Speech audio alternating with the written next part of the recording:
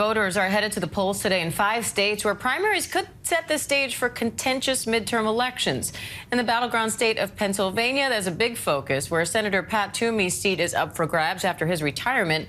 TV's Dr. Mehmet Oz, who has been endorsed by former President Trump in the Republican primary, is facing off against businessman Dave McCormick and conservative commentator Kathy Barnett, who's gained a recent surge of support. Lieutenant Governor John Fetterman, Congressman Connor Lamb, and State Representative Malcolm Kenyatta are vying for the Democratic nomination.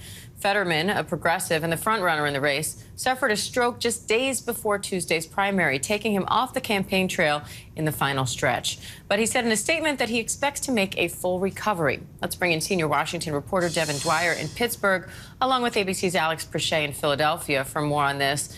Alex, Dr. Oz has Trump's endorsement, but Kathy Barnett has some momentum despite a controversy over her marching in Washington, D.C. on January 6th. So what are you hearing from voters on that? Well, Diane, it's really interesting because we are seeing essentially a three-way dead heat in this Republican Senate primary between Barnett, Oz, and McCormick. But as you mentioned, certainly that Trump endorsement has carried weight in some parts of the state where the former president is still very, very popular. But I can tell you that we talked to Republicans here in Philadelphia yesterday who are more aligned with or voting along issues and less so concerned with who the former president endorsed. Take a listen right here. How are you registered? Do you mind me asking? Republican. Dr. Oz, like, he used to be all over New York City Metro, you know? How do you think the Trump endorsement's gonna affect that race? He got it. I mean, for me, it doesn't matter. Like, I don't really base my who I vote for based on what Trump says, right? I mean, at some point you have to be able to form that opinion. And for her, you know, the voting issue is going to be number one on crime and then number two, the economy. But Diane, as you alluded to earlier, talking about Barnett and these new images surfacing, ABC has verified that the images first shared by an independent researcher show Barnett marching towards the Capitol on January 6th. She has denied being having any connection to the Proud Boys with another network. But again, the day before this primary, now we have the primary today, that's going to be something that's being talked about a lot. So, Fetterman, how has that affected the race on the Democratic side?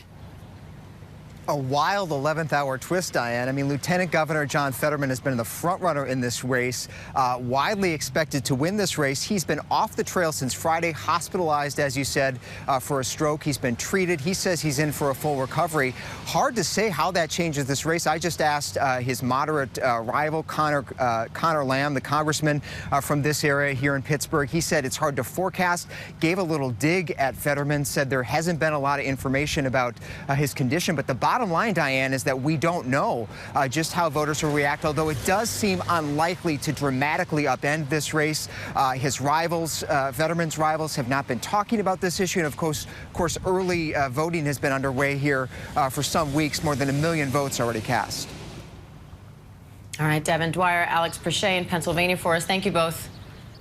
And for more information on the midterms and all things politics related, you can scan the QR code in the lower right corner of your screen. We'll have the latest on the 2022 primaries from the global resources of ABC News.